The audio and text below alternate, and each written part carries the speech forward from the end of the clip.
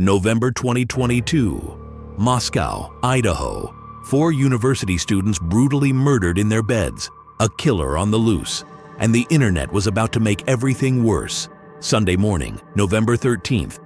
Police receive a frantic call. A student appears unconscious, not responding. Officers rush to the scene near University of Idaho campus. But she wasn't unconscious. She was dead. Her boyfriend, dead beside her. 3rd floor, 2 more students, also dead. 4 lives extinguished in one night of violence. If you want to see how this story ends, hit that subscribe button and like this video right now, because what happens next will shock you. No suspects, no leads, just rumors of a masked figure leaving the house that morning.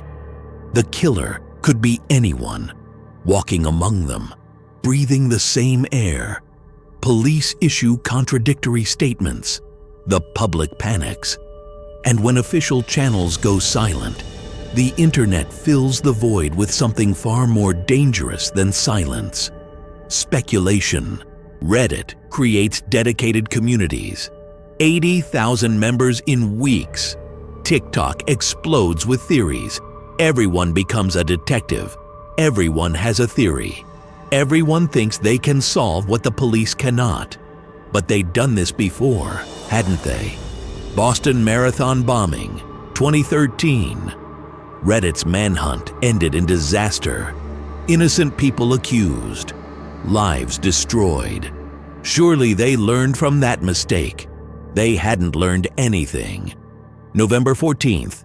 Police released the names: Ethan Chapin, Madison Mogen, Xana Kernodle, Kaylee Goncalves. 4 bright futures erased in minutes.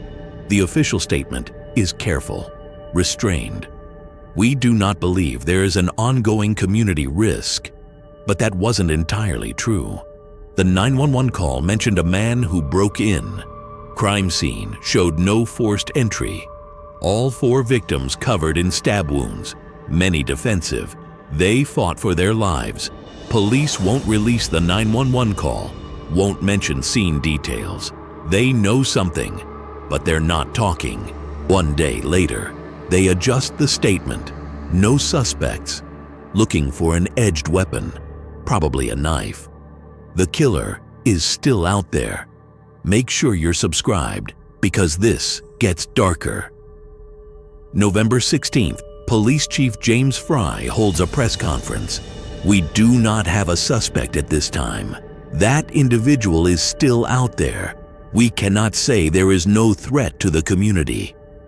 They're trying to be honest, but it sounds like they're lost, like they don't know what they're dealing with.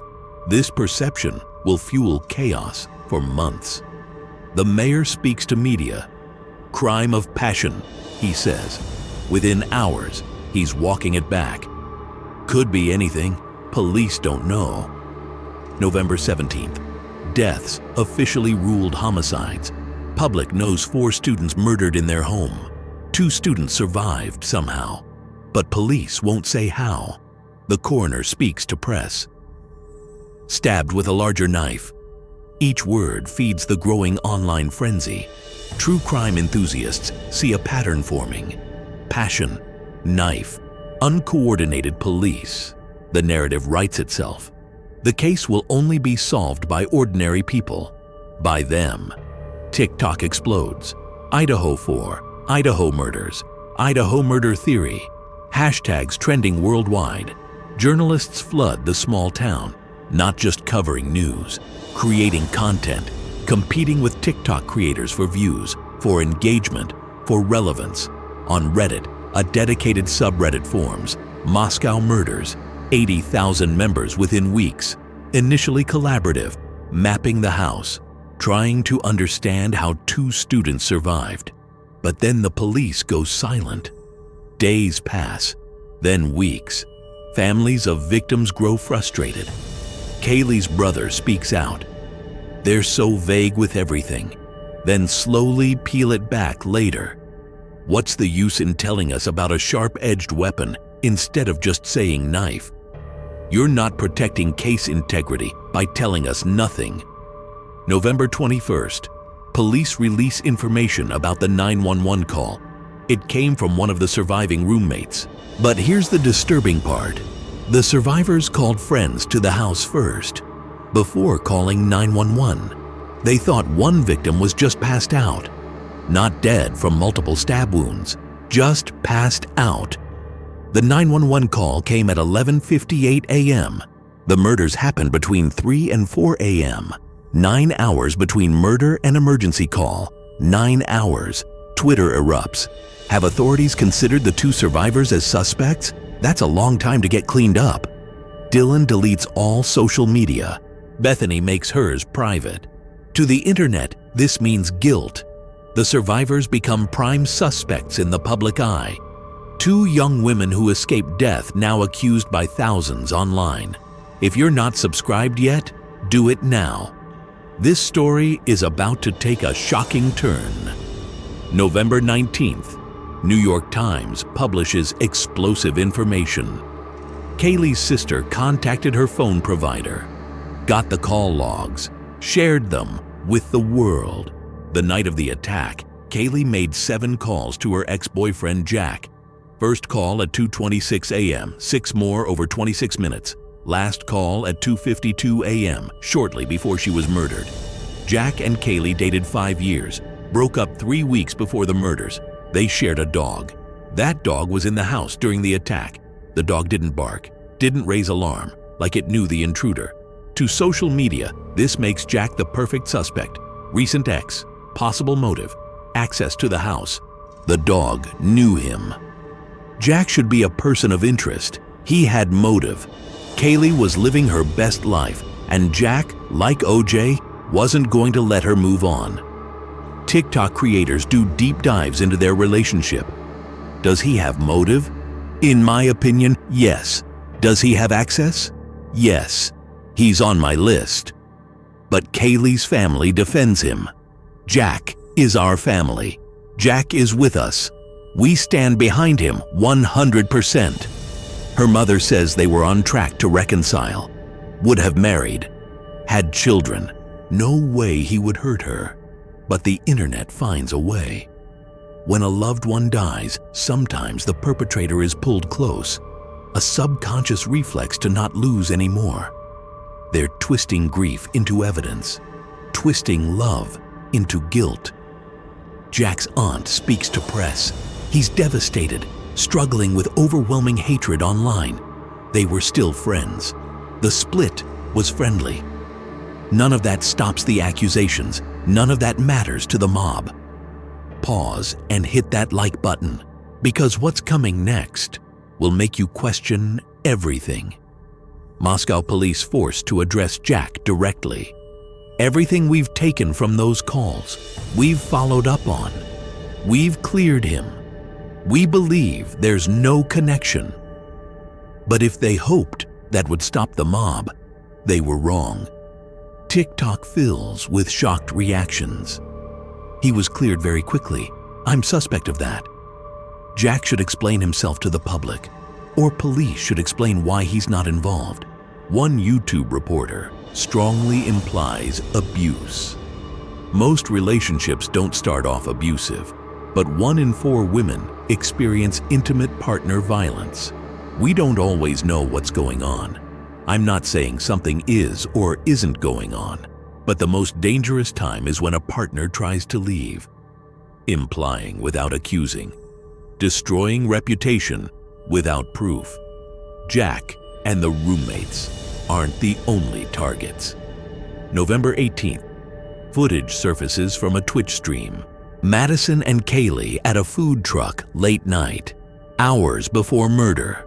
A man in a white hoodie walks behind them, hangs around in background. When they leave, he follows. The internet has its next suspect, hoodie guy. Creators notice Kaylee taking a selfie, camera angled higher than normal. Was she photographing the man behind her? Reports claim Kaylee had a stalker. This footage seems to confirm it. Hoodie guy fits perfectly. Police investigate extensively. We have pursued hundreds of pieces of information related to a possible stalker. We have not been able to verify or identify one. Moscow police never name Hoodie Guy. They don't have to. Online sleuths dox him within days. His name spread everywhere. We won't share it here. His connection to the case is non-existent. Same day, Kaylee's sister reveals they got an Uber home. The internet has another suspect, the Uber driver. He'd driven them before, multiple times. He had proximity, access, familiarity. The list of accused grows longer. The police make another statement. We do not believe the following are involved: the 2 surviving roommates, the male in the white hoodie at the food truck, or the private party who provided rides home. While police try shutting down theories, Moscow community deals with reality. A murderer walks free among them. But they're not just worried, they're grieving. Madison, Kaylee, Xana, Ethan weren't just victims in a crime story. They were friends, loved ones, real people. Friends knew Kaylee as a voice for those without one, always stood up for what mattered. Graduated early, starting new job in Austin, Texas. Madison was known for warmth and deep love of animals. Her legacy should be kindness, laughter, love. Xana was someone with a rare gift for lifting others up, turned bad situations into good ones. Ethan, one of triplets, was infectiously positive. People sought him out to brighten their day. End of November, students and families hold vigil. For one emotional but peaceful night, focus is not on suspects or evidence. It's about honoring 4 innocent students who had their lives torn away. Kaylee's father says, "The only cure to pain is love. That's the only thing that will heal us." A lesson the internet should have heeded. Make sure you're still subscribed. We're only halfway through this nightmare. University of Idaho campus becomes ghost town. Half the students stay home, take classes online. Those who stay rely on security to drive them to class. Too afraid to walk alone. Professor Zachary Turpin posts to Twitter, "Until police release more info or confirm a suspect, I can't in good conscience hold class." Ethan's father speaks to NBC. There's a lack of information from the university and local police. This only fuels false rumors in press and social media. The silence compounds our family's agony. I urge officials to speak truth, share what they know, find the assailant. While official investigation stays silent, social media gets louder. November 22nd, 2022. A Texas-based YouTube psychic, Reverend Donna Serafina Lambert, performs a detailed reading about the murders. For 39 minutes, she makes highly specific claims. Coffee house where she worked. He works a couple doors down where they make bread. French bread, baguettes, family business. His parents might own this business. TikTok is full of psychic videos, but this one is different, too specific to ignore. Reddit users who believe in paranormal take notice. Donna is legit. She accurately described the Tylee, Ryan, and JJ case almost a month in advance. Can someone help figure out the French bakery? Online sleuths research family-owned bakeries selling French bread in the area. One fits better than all others. But this bakery isn't a family business. The owner is unmarried, no children, staffed mainly by young employees already uncomfortable with constant journalists. The owner keeps store double-staffed after dark at his own cost, for safety. Then the store gets named on social media, overwhelmed with hostile calls, many demanding he turn over his non-existent son to authorities. Facebook page gets hundreds of thousands of visits. Catering orders for made-up names like Ducci Coward Incorporated. This store isn't the only victim of the witch hunt. 2 days after Donna's video, another spiritual investigator stirs the pot. Ashley Gilliard, a tarot reader claiming to solve crimes with paranormal gifts. She posts to TikTok. Her psychic skills led her to one word repeating in her mind: history. After Googling Idaho and history, Ashley claims she was intuitively led to University of Idaho's History Department website. She spiritually inquired into photos of each faculty member. Ashley claims she felt a reaction from every person except one history professor. Her alleged gifts tell her the professor was involved in inappropriate romantic relationship with Kaylee, that she grew obsessed, unable to handle rejection, hired a hitman to execute all 4 students and cover up the affair. No evidence, just feelings. But Ashley presents it as fact. Posts series of increasingly detailed accusatory videos. The history professor is going to prison for the murder of the 4 Idaho students. I'm not worried about her suing me because she'll be using her resources to fight murder cases. But the professor never taught Kaylee or any roommates. According to her, never even met them. Plus, she had an alibi in Portland, Oregon with her husband during the murders. Ashley's campaign kickstarts a toxic gossip train not easily stopped by facts. Drop a like if you're still watching. This gets worse before it gets better. Ashley benefits from the professor's misery, gets millions of views, 20,000 new followers. Some harass the professor on Ashley's behalf. Every day, the professor receives online threats, forced to take extra precautions for family safety. Her name now linked to the word murder in internet searches. The professor's reputation so seriously affected that she files defamation lawsuit against Ashley Gilliard.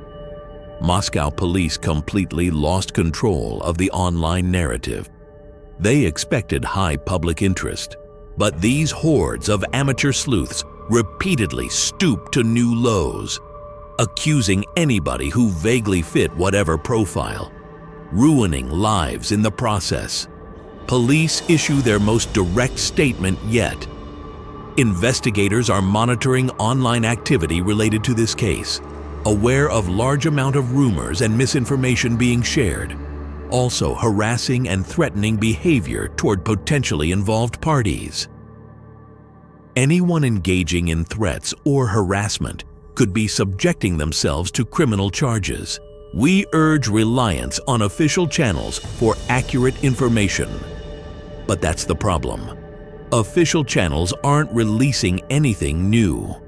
They've cleared people, debunked theories, but revealed no sign investigation is progressing. Until December 7th, 3 weeks into investigation, they finally release a potential lead. Moscow police call for information about a white 2011 to 2013 Hyundai Elantra, seen near crime scene around time of murders. No further information. Within 24 hours, department overwhelmed with tips. So many they forward calls to FBI center. But to some Redditors, the delayed request is another red flag.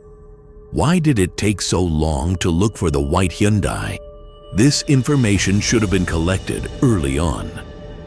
Reddit spends entire week focused on the car, looking for matching vehicles through photos and footage, breaking down notable differences between models, distinctive rear lights, anything recognizable, but the car won't hold community's attention for long. December 18th, 6th week of investigation. A Facebook group posts exclusive new video. Surveillance footage shows Kaylee and Madison walking down street hours before murders, talking about someone. What did you say to Adam? The clip goes viral. Media outlets and creators spread it like wildfire. Everyone tries identifying mysterious Adam. Internet soon identifies him. bartender from local sports bar. They release his full name and workplace. Another intentional doxing. To online sleuths, he's next top suspect. He has ties to victims. He's fraternity brother of Kaylee's ex-boyfriend, Jack. Maybe that's why they were calling Jack so many times. They had bad situation with Adam. Adam no longer works at bar. This could implicate Jack. The bar receives barrage of phone calls from online investigators. People identifying as journalists reportedly follow employees and friends home. Then, December 20th, police confirm Adam is not a suspect. Despite being wrong again, Internet is undeterred. Quickly pivots to focus on third-year law student who lived across from victims. Appeared on TV multiple times to talk about murders. To them, his awkwardness on camera reads as suspicious. His smile is unnerving. Why is he wearing black bandage on left hand? He doesn't blink when he says, "No, I went to bed." Just strange. The student neighbor is hounded around the clock. He feels need to go on record. Creates throwaway Reddit account. Posts on Moscow Murders subreddit. "You all need to stop blaming me for something I had nothing to do with. Feel free to go outside, stretch your legs, breathe fresh air, and stop trying to pin this on me simply because I did interviews and didn't fit exact mold of what you think I should have looked or sounded like." Authorities cleared most popular suspects. No explanation. No new insights into case. While many continue suspecting them, it's becoming likely the killer is somebody they've never heard of, possibly with no clear motive. December 30th, 2022. Morning in Scranton, Pennsylvania. Quiet residential neighborhood. SWAT team moves in on a house, breaches front door. Moments later, they emerge with a 28-year-old man in handcuffs. A man nobody in the many Idaho sleuthing communities had ever mentioned or even heard of. Yet there he is, being led into squad car, identified as prime suspect in Moscow murders. The people who chased this case from the beginning respond with resounding "who?" Because while Internet had been chasing its tail, professionals quietly found their prime suspect, using methods far more sophisticated than crowdsourced gossip and guesswork. Long-term skeptics of Internet sleuthing take their chance.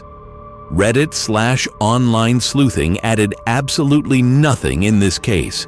Instead, doxed and harassed innocent people. Exact same cycle for every event true crime community latches onto. They're not wrong. While online communities have helped solve cases by providing authorities valuable information, online witch hunts fueled by speculation have never been helpful. Only end up causing harm to innocent people. Meanwhile, authorities had advantage thanks to evidence Internet never could have accessed. Physical DNA.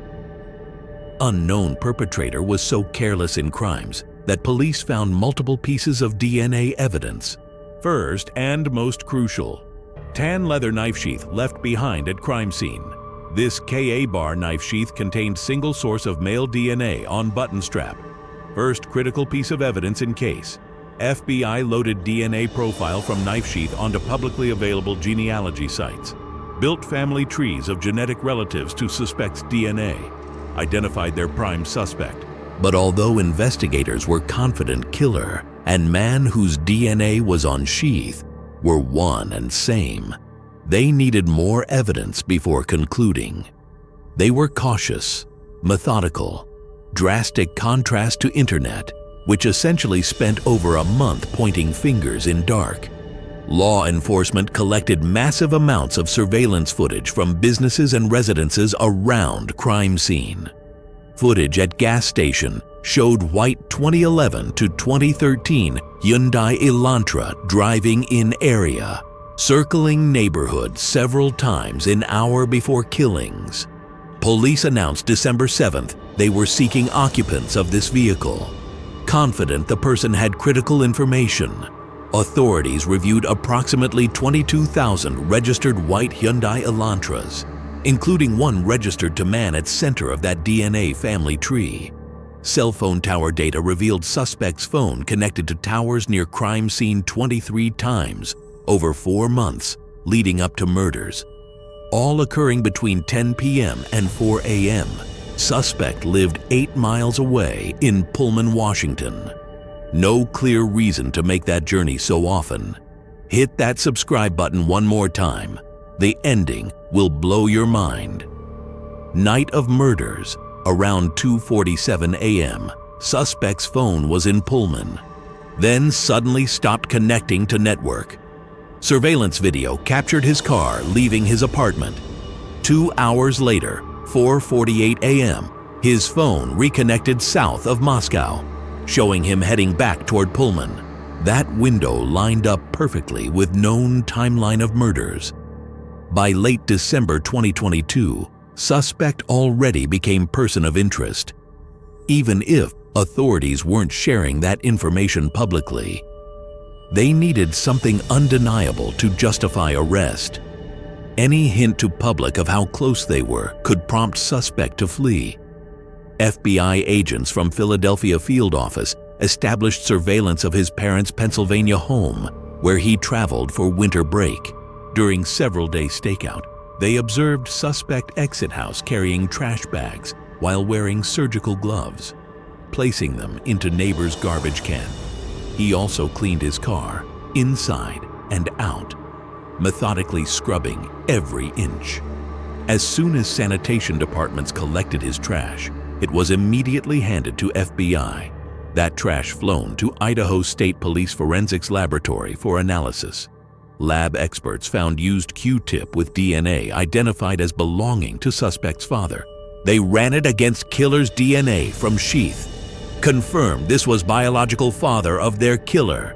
They now had concrete biological evidence. This man was almost certainly their killer. December 30th, 2022. Ethan, Xana, Madison, and Kaylee's murderer, arrested at his parents' Pennsylvania home. According to police, when arrested, murderer had only one question: "Who else did you arrest?" Fortunately, answer was nobody. But they had their perpetrator. No doubt whatsoever. Just to be sure, authorities took cheek swab, compared his DNA with that found on sheath. Outcome was undeniable. The STR profile is at least 5.37 octillion times more likely to be seen if defendant is source than if unrelated individual randomly selected from general population is source. This meant online manhunt could stop, right? If only internet worked that way. While most people accepted their theories were wrong, some refused to abandon them. People were completely convinced random people in town or victims' lives were culprits. When perpetrator was arrested, many did not want to face fact that maybe they were wrong, but some were on fence. Amateur internet detectives believed there were still unresolved questions. After perpetrator's arrest, rumors surfaced online that he'd been at Adam's bar on night he committed murders. Claim developed into entire narrative that perpetrator had been removed from bar for inappropriate behavior, had stalked or interacted with victims there. So perpetrator hits on Kaylee and Maddie at bar. They rejected him. He follows them home and violently stabs them. No evidence found of this occurring. Regardless, bar received second wave of abuse, flooded with phone calls demanding more information. Harassment became so overwhelming, they were forced to make statement on social media. Suspect was not and has not been here. No one was removed from bar evening of incident. Stop calling us. But they weren't only talking about online sleuths. This is about ABC, NBC News, CBC News, Fox News, CNN too. The below tweet is in direct response to one of above stopping by to do story on something we know not to be true. Barr's request met with immediate pushback. Your issues with people calling are not single portion of what families of these murdered children are dealing with. Sorry for your slight inconvenience. You're garbage dive bar in garbage college town. Stay in your lane. Barr stopped responding, believing they were only feeding fire. But seeing ongoing aggression, some users stepped in to show support. So sorry for harassment everyone is experiencing. I can't believe people actually call. The audacity. Just 2 days later, truth finally came out. January 5th, 2023. Probable cause affidavit unsealed, detailing police's investigation and route to identifying perpetrator as masked stranger who entered house that night. First time public informed of everything that happened. How one survivor actually saw masked intruder walk into sliding glass door of house. Committing murders. Explained DNA evidence. Investigation into car. Phone data. Every step of process. For months, public, including victims' families, criticized Moscow Police Department for apparent cluelessness, lack of public information, slow pace of investigation, created information vacuum that led many to believe police simply not doing their jobs. However, affidavit proved otherwise, detailing every aspect of focused and extensive investigation authorities conducted. But even though culprit caught, he still needed to be found guilty in court. May 22, 2023. Perpetrator takes stand for first time. Despite overwhelming evidence stacked against him, perpetrator does not enter plea of guilty or not guilty. Instead, his attorney tells judge, "Your Honor, we are standing silent." In legal world, standing silent is uncommon, but legal strategy where defendant chooses not to enter plea. Attempt to keep options open for potential negotiations later, like pleading guilty to avoid death penalty. Under Idaho criminal rules, when this happens, judge required to enter not guilty plea on defendant's behalf. For next 2 years, perpetrator and attorney maintain their silence. But July 2nd, 2025, weeks before trial set to begin, everything changed. During pre-trial hearing, perpetrator asked if he murdered all 4 victims. He said yes, pleading guilty as part of plea deal. He showed no emotion throughout, even as victims' families struggled to stop crying. Dylan Mortensen, one of surviving roommates, added, "I can't breathe. I can't think. I can't stop shaking. It's far beyond anxiety. It's my body reliving everything over and over again. My nervous system never got message that it's over. Won't let me forget what he did to them." But perpetrator's plea deal worked, spared him from death penalty in exchange for 4 consecutive life sentences without parole. Kaylee Goncalves' family expressed strongest opposition on lack of death sentence, posting on Facebook, "It's true. We are beyond furious at State of Idaho. They have failed us. Please give us some time. This was very unexpected." They accused prosecutors of making deal with devil, criticized timing, said they were given insufficient notice to process or object to agreement. Despite pleading guilty and facing life in prison, perpetrator never explained why he did any of this. Internet has its own theories, but only he knows why. And likely even if we were told, we could never truly understand motive behind his unthinkable acts. There are many instances where web sleuthing actually yields positive results. Take case like internet's hunt for man who posted videos online of himself torturing and killing kittens, and later, a human.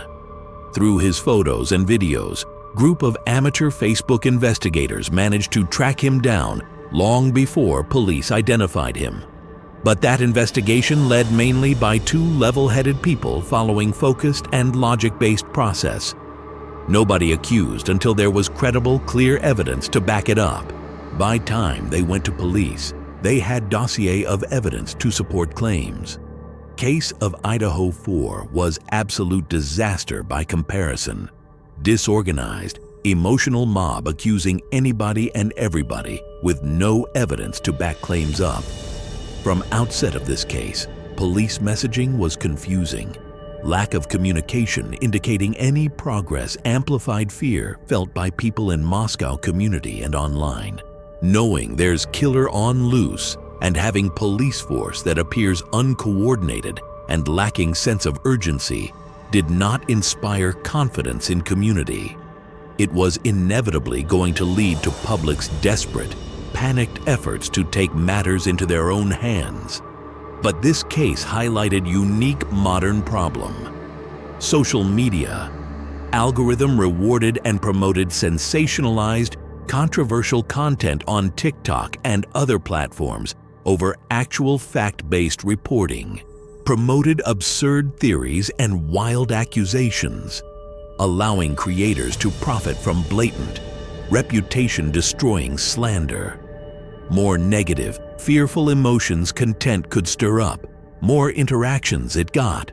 More those provocative videos got pushed. It's typical true crime cycle. Most of us don't live in Moscow, Idaho. Only ever saw it through our screens. When case is dramatized and sensationalized, tragedy stops feeling real. Through rumors and theories of crimes of passion, spurned exes, or random hoodie guys, story gets presented as mystery to be pieced together for fun. We forget these are people because we're caught up in wanting to solve puzzle. If this case teaches us anything, it's that whether you're content creator or consumer, engaging in online speculation about someone committing crime has real-world consequences. One of most extreme examples in this case is TikTok psychic Ashley Gillard, who falsely accused University of Idaho professor of orchestrating murders. Professor's defamation lawsuit against Ashley reached resolution in 2025, with court finding Ashley liable for defamation. No information released on settlement or damages paid, but all of Ashley's efforts to countersue have been dismissed. Ashley did what so many social media users did with this tragedy. They treated human suffering as opportunity to theory craft for their own amusement and personal gain. In process caused even more human suffering. Bethany, one of surviving roommates accused by mob early in investigation, suffered psychological trauma as result. At trial, her statement read, "By friend." Her words gave valuable look into experience of someone on other end of accusations. I still carry so much regret and guilt for not knowing what happened and not calling right away, even though I understand it wouldn't have changed anything. Social media made it so much worse. Strangers made up stories to entertain themselves. Media harassed not just me, but also my family. People showed up at our house, called my phone, my parents' phones, other family members' phones. We were chased while I was still trying to survive emotionally and grieve loss of my friends. Before we end this video, make sure you're subscribed and hit that like button.